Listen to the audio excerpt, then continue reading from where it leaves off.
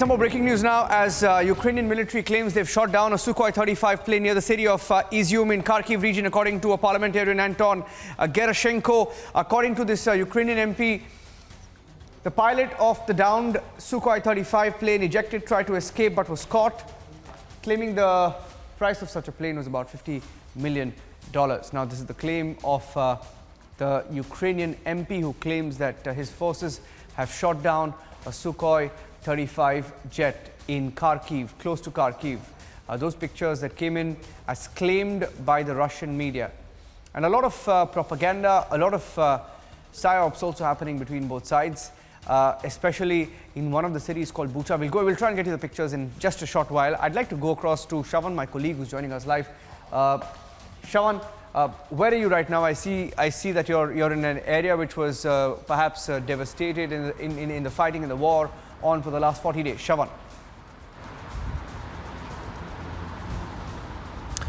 Well, in fact, let me straight away begin by the visuals that you see just behind me. I'll switch over the camera to just show you the kind of destruction that we have seen in Kiev and Kiev Oblast region. What you see just behind me right now, these are commercial shops in the Kiev Oblast region that was attacked about a few days ago. This was before the Russians were actually booted out from these very areas. Remember, these areas were at some point in time where the control that you saw, the control that the Russians have had in areas that was just going inside Kiev region. They wanted to enter Kiev, but remember, the Ukrainians have been very successful in ensuring that they move out. Take a look at these images that you see right now of the destruction that has actually taken place. And you take a look at this one building straight down the road.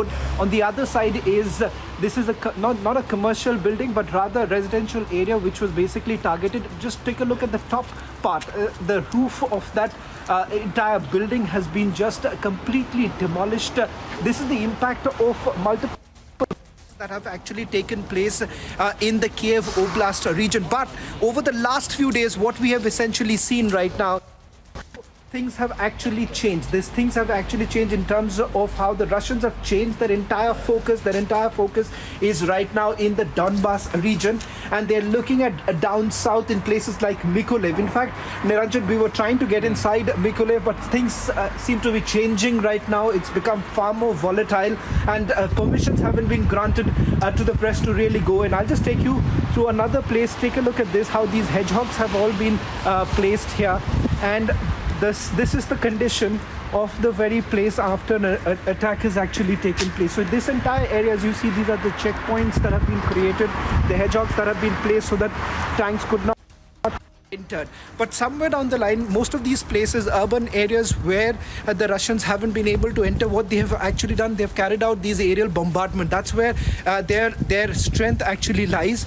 And these are, as you see, the destruction and the damage that has been caused following multiple airstrikes that have actually taken place in the Kiev Oblast region. Now, Irpin and Bucha, the mention that you actually made a short while back,